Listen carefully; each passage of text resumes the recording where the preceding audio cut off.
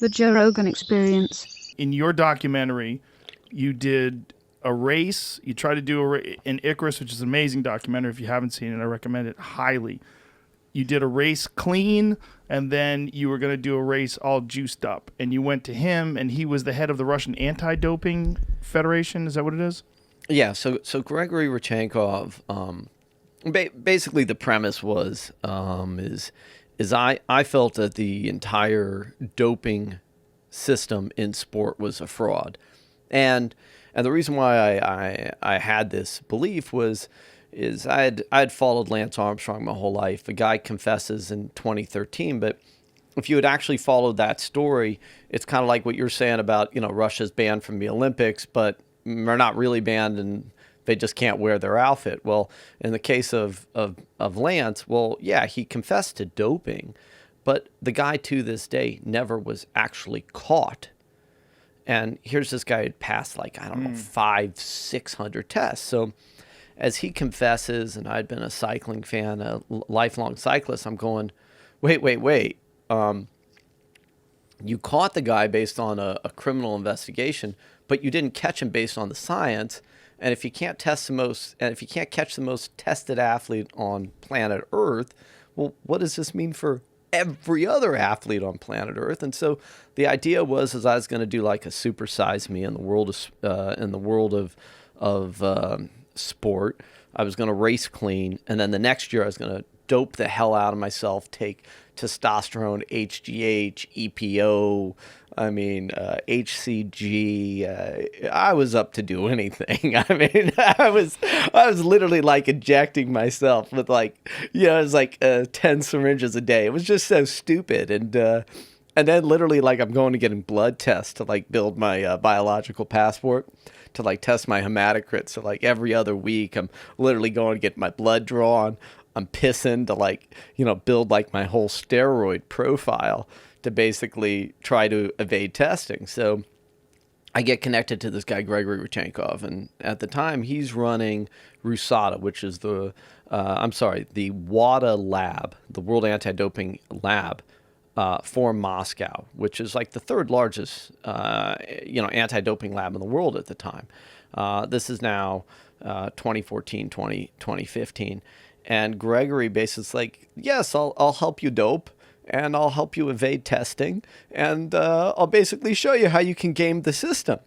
And I'm like, this is nuts. The guy who just did all the testing for the Sochi Olympics and is running the entire anti-doping lab in Russia is basically going to test my samples and show me how to cheat.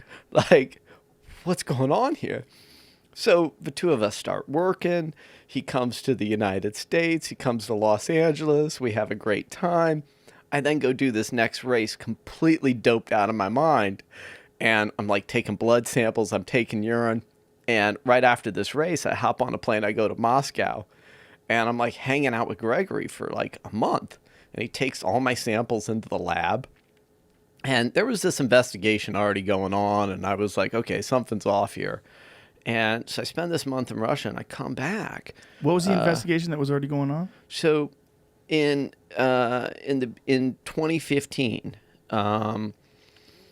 WADA releases I can't remember exactly when it was. It was early, March of 2015, something like that. The World Anti-Doping Agency had already been investigating the Moscow laboratory, and they come out with this report that they believe that Gregory Rodchenkov is the mastermind of this state-sponsored doping operation, and they've got a bunch of evidence, but they had no idea. It was they had literally the tip of a pinky, and the size of the scandal was basically an entire body. They literally just had the tip of the pinky. But the tip of the pinky was so bad that they shut down the Moscow lab. Gregory is now the fall guy. He's forced to resign. And, and Putin's basically on television going look, whatever you want to believe, none of this is true. We have never doped. We don't cheat. These are all lies. Oh, and by the way, He says, anybody who is responsible for this crime will be punished. So basically, Putin is literally on television going, Gregory Rodchenkov is going under the bus. And Gregory is in Moscow, and we had, been working together. He calls me up and he's like, Bryan, I need to escape. And I'm like, okay, when? He's like, now. I need to leave now. And I'm like now, like as in now? He's like, yes, I need the flight now. And I'm literally sitting there on Skype, and I start doing a search for Moscow, Los Angeles. And I'm like, there's a flight in like 12 hours. And he's like, okay. I'm like, you want me to book that flight? He's like, yes, book the flight. If I put it on my credit card, well, no, you have to put it on your credit card. So I literally booked this flight, put it on my credit card, and a day later, here's Gregory in Los Angeles.